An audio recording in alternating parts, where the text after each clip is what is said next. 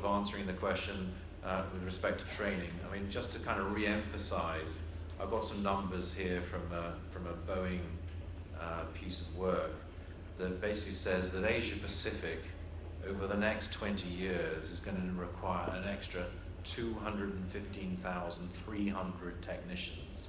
If you do the maths, that's an extra 10,500 extra technicians every year. And that's kind of like a mind-boggling number. So my question to you, as I say, Richard's already done the job, so is what is your company doing to address that training and manpower challenge? This question, so I'll start with Ravi. Well, I think this is not a company-specific initiative. I think the initiative should be done by the Ministry of Civil Aviation, as we say in India, because there's been a very ad hoc approach to the way technicians have been trained and prepared.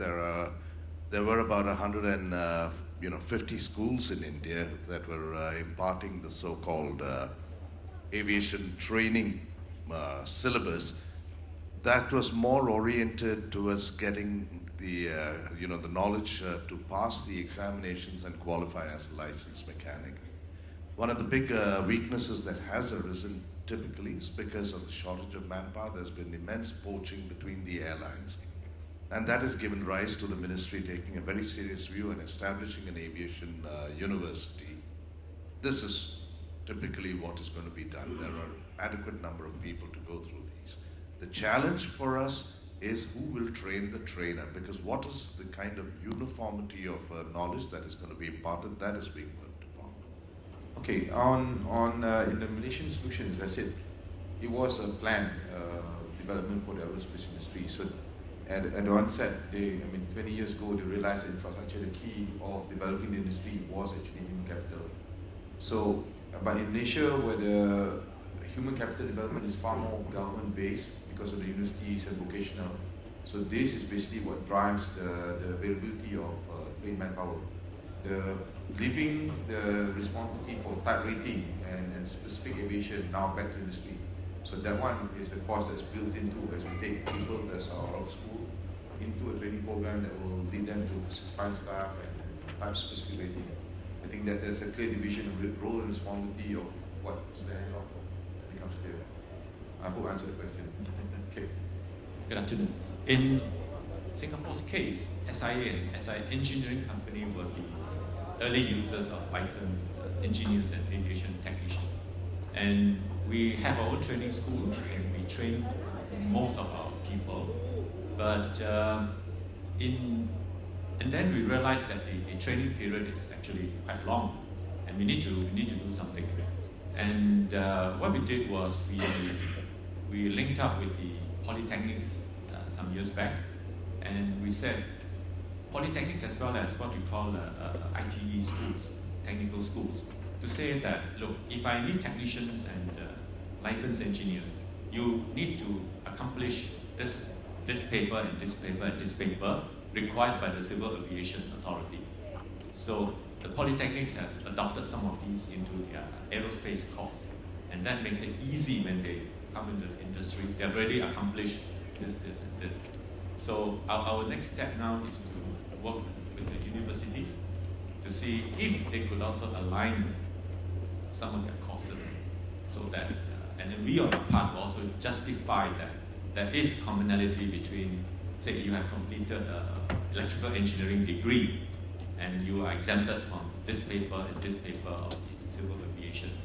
So this would help to reduce the downtime or the training time, because today our licensed engineers will come in with a degree in engineering, and that's 4 years in the university. And if they are Singaporeans, they already spent 2 years in the army.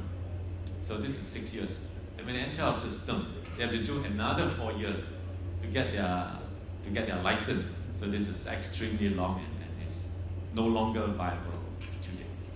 And the other idea we have explored with the authority is, could we make use of virtual reality to enhance training? So because the touch time with the real plane and the real engine is limited. So hopefully with this technology we could reduce the training time further. All right. Any questions from the floor? All right, I'll move on to my next question then. So I'll start with Richard now, seeing as you've got to avoid that question. There's been a bit of sort of discussion around kind of the Airbus and Boeing coming into the aftermarket with their new value propositions. So my question is kind of, do you see them being successful, and what kind of impact do you see them having on your business? Yeah, I think now the trend is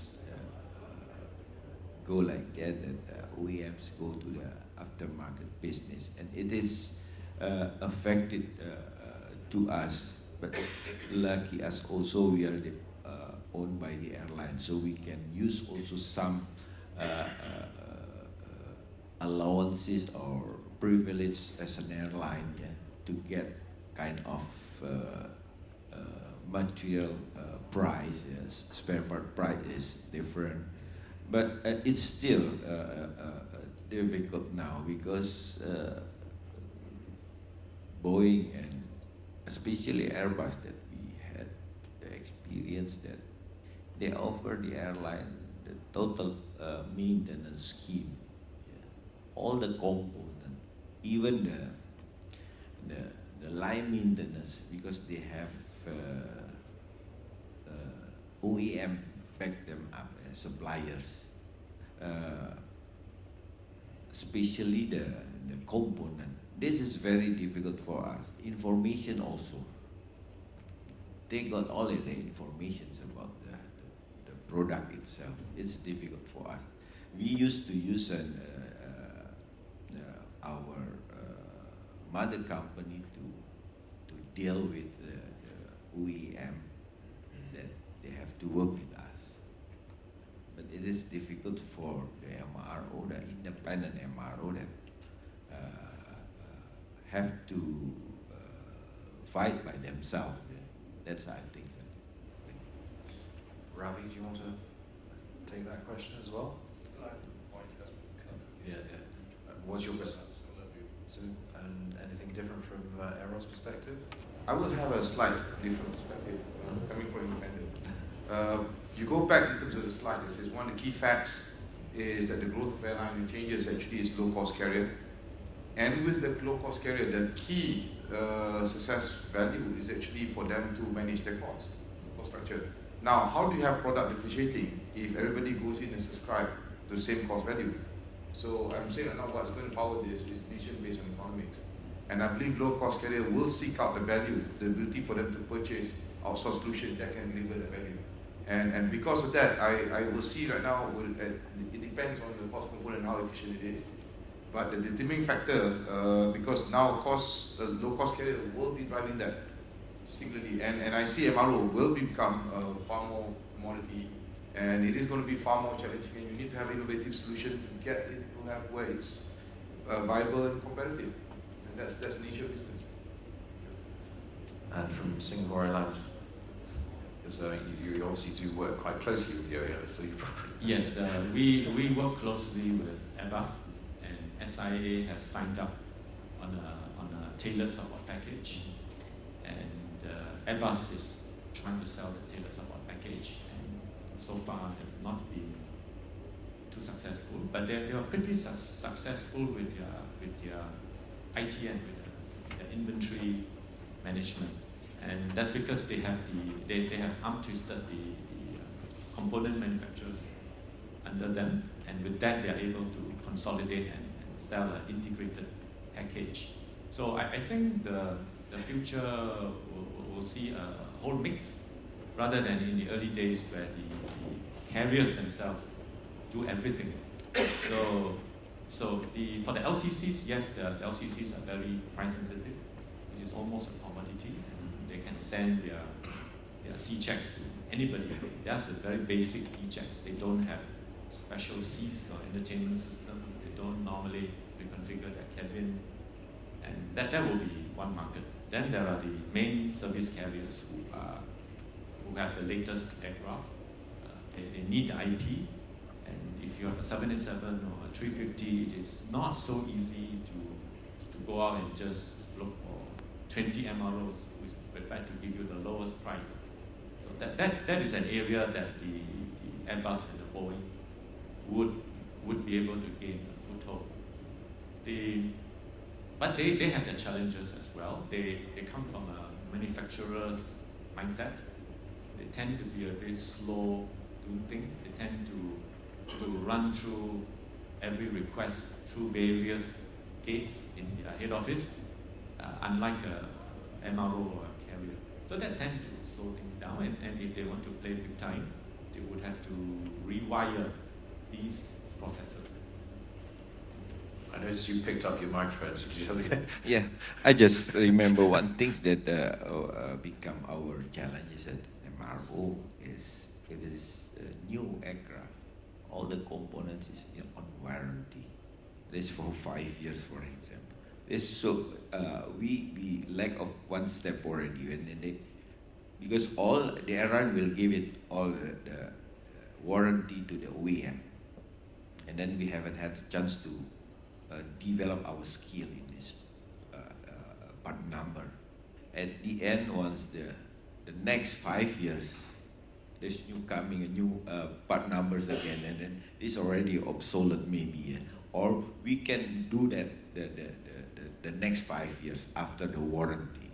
So how do we approach? We should work together with the OEM, component OEM, and maybe we should have a kind of get an approved repair station as a OEM, a repair shop. I mean, that should be like that. Otherwise, we won't get anything. Jeremy Tor from Aviation Week. Question for Richard. You're saying that the opportunities are not being there because of the OEMs pitching into that particular market, and you're also saying there are some 70 small MROs, particularly in Indonesia. Do you see consolidation coming up in that market? Yeah, but it's not so easy also to consolidate it, yeah, because they have their own market. Some doing the small thing in military maybe, yeah. So I think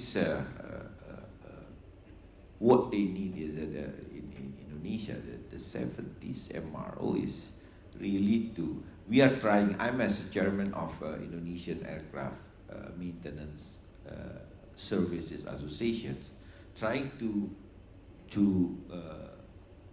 divide the cake. So, but it's not easy. It's like an airline, for example. The government tried to divide the routes for the airline, but they want to go to the same routes. That is really the high density one. But there is some area that's actually needed transportation, but it's not so dense for the other city. So, but they don't want to.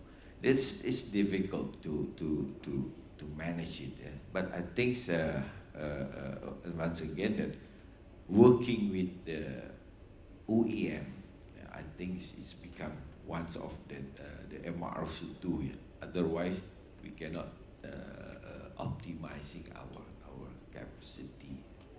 Thank you. Any other questions from the floor? Okay, I have one more, and I think we'll let everybody get to. I think my question's getting in the way of lunch now. So the last question. We've spoken a lot about the demand on labour, and therefore the labour rates will go up. We've spoken a little bit about kind of the market becoming kind of more OEM centric, I guess. I mean, it's still competitive, but it's so I think the key challenge is sort of, it's within an airline's DNA. They've got to control costs. So what can you as the MRO help? How can you as the MRO sort of basically help control those costs? What's the challenge in how you help support, keep those costs under control? Ravi? Well, as I said, it's important to develop a strategic long-term relationship where an MRO and an airline can work hand in hand build out that, understand exactly what their requirements are going to be over a period of time.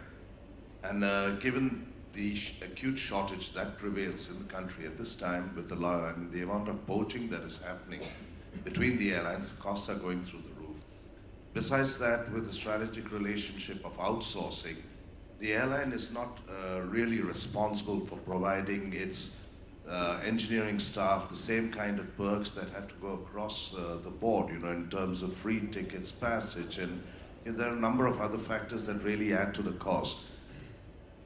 We're witnessing a slight shift in trend now in the airline thinking. Besides that, you have the line stations that they go to, and every airline needs to have their own personnel at each of these line stations.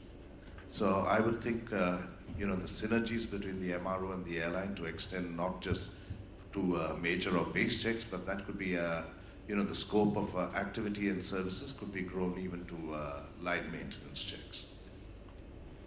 I'd like to touch on this in terms one of the biggest cost elements will be the labor side. And I'd like to touch in terms of what SIA was doing, in terms of how much do you take in terms of automation.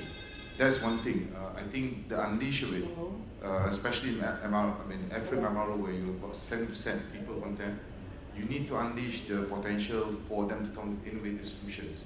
So this is how you need to inculcate. One is coming in terms of automation that you do with IPs. Second one is to unleash the innovative from the minds of people that's on the floor.